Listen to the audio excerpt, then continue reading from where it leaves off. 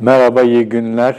Çok berbat bir haftayı geride bırakıyoruz ama önümüzdeki günlerin, hafta sonunun ve önümüzdeki haftaların daha iyi olacağına dair hiçbir işaret yok. Ve genel olarak da baktığımız zaman büyük bir kaygı, tedirginlik var. Döviz kurlarında yaşanan çok büyük hareketler, bir günde yaşanan, bir saatte yaşanan çok büyük alt üst oluşlar ve tabii bütün bunların hepsinin Türk lirasının değerinin giderek azalması, değerinin değersizleşmesi ve bunun muhtemel ekonomiye, gündelik hayata muhtemel sonuçları üzerine çok büyük bir karamsarlık var ülkede. Peki bu neden böyle olduğunun ötesinde bununla nasıl baş edilebilir sorusu var. Ama baktığımız zaman çok ilginç bir şekilde ülkeyi yönetenlerin bu sorunları çözme iradesi, kararlılığı göstermenin uzağında durduklarını görüyoruz. Sorunların somut olarak tespit edilip bunlara somut çözüm önerileri dile getirilmek yerine bir takım ideolojik yaklaşımlar, komplo teorileri ortaya atılıyor. Cumhurbaşkanı Erdoğan başta olmak üzere bu bir savaş olarak tarif ediliyor. Erdoğan ve destekçileri tarafından bir ekonomik savaş olduğu söyleniyor ve bu savaşa karşı halkın imanı öne çıkartılıyor. Allah öne çıkartılıyor. Yani onların doları varsa bizim Allah'ımız var şeklinde bir yaklaşımla küresel piyasalarda Türkiye'nin durumunun düzeltilebileceğini beklemenin hiçbir gerçekçi yönü olmadığı ortada. Ama burada tabii ki sorun şu, yönetenler, ülkeyi yönetenler bu tür önermelerin dışında bir şey üretemiyorlar. Ve bu önermelere de baktığımız zaman aslında AKP'nin 16 yıllık iktidarıyla kıyaslandığı zaman insanları bir takım politik hedeflerle, bir takım davalarla mobilize etme gücüyle kıyaslandığı zaman bugün için çok daha geride olduğunu, çok daha zayıf olduğunu söyleyebilirim. Bu benim kişisel gözlemim. Ama tabii ki hala bir bağlılık var. AK Parti tabanında özellikle Erdoğan'ın şahsına var. Ona yönelik bir güven var. Ama bu güvenin de her geçen gün doların ve diğer yabancı paraların Türk lirası karşısında her geçen gün daha da fazla değer kazanmasıyla beraber aşındığı muhakkak. Bir savaş mı var? Bence bir savaş yok. Siz bir küresel finansal sistemin oyuncusu olmayı kabul ettiğinizde ki AKP'nin bugüne kadar gelebilmesinin en büyük nedeni buydu. 16 yıl ülkeyi tek başına yönetebilmesinin en büyük nedeni bu küresel sisteme uyumlu olma iddiasıydı ve büyük ölçüde de uyumlu olmasıydı. Zaman zaman sorunlar çıktı ama o sorunlar bir takım küresel güç odaklarının tanıdığı ve belli ölçülerde güvendiği aktörlerle beraber halloldu.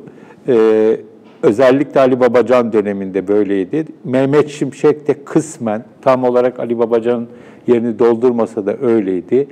Değişik Merkez Bankası başkanları döneminde bu yön kuvvetliydi. Onların en azından hükümete rağmen ya da Erdoğan'a rağmen diyelim, onun ideolojik, politik perspektiflerine rağmen küresel piyasanın realitelerine göre hareket etme özellikleri vardı bir anlamda ve işler belli bir süre böyle gitti ama bir süredir artık böyle bir şey söz konusu değil. Erdoğan özellikle başkanlık sistemine geçirdikten sonra damadı Berat Albayrak'ı da ekonominin başına geçirerek artık hiç böyle bir özel kişiye, kuruma ihtiyaç duymadığını, istemediğini gösterdi. Şu anda yaşananların tek nedeni bu değil tabii ki ama çok önemli bir nedeni de bu. Küresel piyasalardaki aktörler, odaklar karşılarında güvenebilecek kişiler ve onların ağzından çıkacak bir takım güvenilir sözler bekliyorlar. Erdoğan bu konuda genellikle kendisine bir ayrıcalık edilmişti. Bütün aktörler ne yaparsa yapsın ülkede o kendi bildiği faiz karşıtı çıkışlarıyla hep bir söylemi izini sürdü ama öte yandan da Merkez Bankası'nı ve ekonomiyi yönetenleri piyasanın gereklerine göre hareket etme konusunda bir anlamda serbest bırakıyordu. Artık böyle olmayacağını görüyoruz ve böyle olmayacağının ortaya çıkmasıyla beraber zaten çok ciddi yapısal sorunları birikmiş olan Türkiye ekonomisi çok ciddi bir şekilde kırılganlaştı. Şu anda bu yaşanıyor. Bir savaş yok ama çok büyük bir yıkım var. Savaş gibi bir yıkım var. Bu yıkım bugün görünmeyebilir. Şu anda bu sadece bir takım dijital rakamların iniş çıkışı olarak görülebilir. Ama o doların ve diğer dövizlerin Türk lirası karşısında değer kazanmasının gerçek hayata etkisini kısa bir süre içerisinde insanlar yaşamaya başladıklarında örneğin işsiz kalmaları halinde ya da alım güçlerinin düşmesiyle beraber bunu çok daha ciddi bir şekilde yaşayacaklar. Yaşama kaçınılmaz böyle bir acı bir gelecek Türkiye'yi bekliyor. Ama geçen bir yayında da söylediğim gibi bunu esas olarak tabii ki Türkiye'nin yoksulları ve yoksunları ödeyecek bu faturayı. Bu fatura Türkiye'ye yönelik bir komplo mu? Bence değil. Ama Türkiye'ye ve Tayyip Erdoğan'a şu ya da bu şekilde iyi gözle bakmayan birçok odağın bu zaaftan yararlanıyor olması da çok anlaşılabilir bir şey. Yani anlaşılabilir derken olumlamak anlamında söylemiyorum. Olabilir. Mesela bugün Trump'ın yaptığı tam Türk lirasının düşüşü sırasında yeni bir vergi arttırımına gitti. Türkiye'den gelen alüminyum ve çelik demir ürünlerine yönelik olarak ve hatta bunu yaparken de Türk lirasının güçlü Amerikan doları karşısında değer kaybettiğini de vurgulama ihtiyacı hissetti ve Türk-Amerikan ilişkilerinin şu günlerde işte iyi olmadığını da söyleme ihtiyacı hissetti. Yani düşene bir tekmede ben vuruyorum havasında bir yaklaşım yaptı ve bunu çok küstah bir şekilde yapıyor. Zaten Trump'ın en önemli özelliklerinden birisi son dönem Amerikan başkanlarının hiçbirisiyle kıyaslanmayacak ölçüde küstah bir şekilde davranması, direkt davranması bir de dostluğu ve düşmanlığı da aynı şekilde açıktan yapan birisi. Bu anlamda baktığımızda bir savaştan Trump'ın attığı tweet, daha doğrusu tweet değil aslında o bir kararın deklare edilmesi, Amerika Birleşik Devletleri'nin, Amerikan yönetiminin, Trump yönetiminin Türkiye'nin bu zaafından hareketle Türkiye'ye bir takım beklentilerini gerçekleştirmek için iyice yükleneceğe benziyor. Malum Rahip Branson'la başlayan ama başka isimlerle de devam edilen Amerikalıların serbest bırakılmasını istediği isimler var.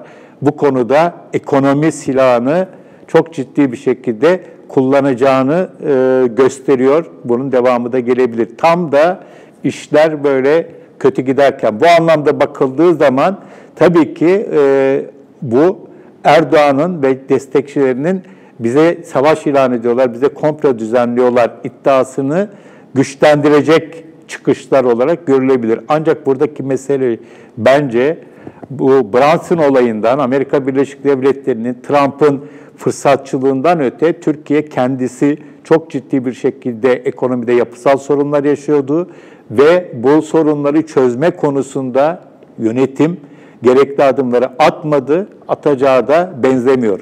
Örneğin bugünkü Bakan Berat Albayrak'ın yeni ekonomik model sunumu, Türkiye'de özgür bir medya olmadığı için büyük medya, büyük ölçüde artık kayıtsız şartsız siyasi iktidarın yanında olduğu için eleştirel bir şey görme imkanı olmayacak. Ancak bunu izleyenler, bir de oraya kadar giden Türkiye'nin önde gelen iş insanları, kadınlar, erkekler hepsi birlikte bir içinde bir şey olmayan bir sunum izlediler. Yani bir takım klişe lafların söylendiği ama şu anda Türkiye'nin yaşadığı sorunların somut olarak tespit edilip bunlara somut olarak önerilerin dile getirildiği bir toplantı olmadı. Olmayabilir ama tam da böyle kritik bir anda böyle bir toplantı ilan ettiğiniz zaman bir beklenti yaratıyorsunuz. içeride ve dışarıda ekonomiyle ilgili, Türk ekonomisiyle ilgili çevreler bakandan bir takım açıklamalar, bir takım tedbirler bekliyor ve bir olumlu bir beklenti oluşuyor. Ama daha sonra o beklenti yarattıktan sonra onlara hiçbir şey söylemediğiniz zaman bu sefer olumsuzluk katlanarak artıyor. Hele bir de bunun öncesinde, hemen öncesinde Cumhurbaşkanı Erdoğan'ın Bayburt'ta o klasik bildiğimiz bu yaşananları, kurlarda yaşanan olayları önemsiz gösterme ve ideolojik anlamda buna karşı durma iddialarını dile getirdikleri zaman da iş iyice katlanarak artıyor. Öyle bir durumda ki şu anda Türk ekonomisi, ülkeyi yönetenler hiçbir hamle yapmasa belki bu kadar büyük kayıplar yaşanmayacak ekonomide. Yani onların sözleri, onların bir şey söyleme beklentisi yaratıp hiçbir şey söylememeleri ya da olayı anlamadıkları yolunda, anlamadıkları şeklinde yorumlamaya çok müsait bir takım çıkışları, işleri daha da kötüleştiriyor. Bu arada muhalefet, İYİ Parti lideri Meral Akşener net bir şekilde bu sıkıntılı dönemde hükümetin yanında yer alacaklarını söyledi. Yani yerli ve milli bir duruş sergiledi. CHP de muhtemelen onun kadar açık olmasa da buna benzer bir tutum alacağı benziyor. Yani bu yaşanan ekonomik sorunları siyasi istismar için kullanmayacaklarını herhalde altını çizecekler ve bir iktidara, hükümet diyemiyoruz. Eskiden hükümet diyorduk, artık hükümet yok. İktidara bir kredi açacaklar. Ama tabii ki bir takım eleştirilerini ve önerilerini herhalde dile getireceklerdir. Sonuçta yine bir tür milli birlik ve beraberlik havası yaratılıyor. Muhalefetin büyük bir kısmını da kapsayarak bu görülüyor. Ancak buradaki sorun şu, insanlardan yastık altındaki paralarını bozdurmalarını, fedakarlık etmelerini isteyebilir devlet yönetenler ve insanlar da hakikaten böyle bir seferberliğe dahil olmak isteyebilir. Ama burada bir mücadele görebilmeleri lazım. Yani bir somut olarak bir şeyler söylenmesi lazım. Söylenmiyor, somut öneri getirilmiyor. Sadece bir komplodan bahsediliyor ve bu komploya karşı, bu savaşa karşı halkın destek vermesi, hem destekleri, maddi destekleri hem de dualarıyla bu mücadeleye dahil olmaları isteniyor. Ancak mücadele nerede, nasıl cereyan ediyor, neler yapılıyor, neler yapılacak? Bu konuda ortada somut bir şey yok. Cumhurbaşkanının 100 günlük planı mesela baktığımız zaman bu anlamda hiçbir şey söylemiyor. Ya da bugün Berat Albayrak'ın söyledikleri hiçbir şey söylemiyor. Hükümete yakın yorumcuların ya da danışmanların söylediklerinden bir şey çıkartmak, bu gidişatı tersine çevirebilecek bir takım hamleler üretmek ne kadar zorlarsanız zorlayın olmuyor. Öte yandan samimi bir şekilde sorunları tespit edip bunlara çözüm önerileri dile getiren uzman kişiler ise dinlenmiyor, dışlanıyor, etkisizleştirilmek isteniyor. Böyle bir ortamdayız. Eğer hükümet dedim pardon tekrar, eğer iktidar gerçekten hep birlikte bu olayı çözme gibi bir arayış içerisinde olsaydı, bugün Cumhurbaşkanı o çıkışları yapmaz, Berat Albayrak da bambaşka bir toplantı düzenliyor olurdu. Hep birlikte bu işten anlayan insanların birlikte bu kötü gidişatı nasıl döndürebiliriz el birliğiyle diye bir arayış söz konusu olurdu. Ama böyle bir arayış yok. Yeni bir model olduğu söyleniyor. Ne olduğu tam belli olmayan, içinde bir takım çok sıkı yönetişim laflarıyla, sürdürülebilirlik vesaire gibi.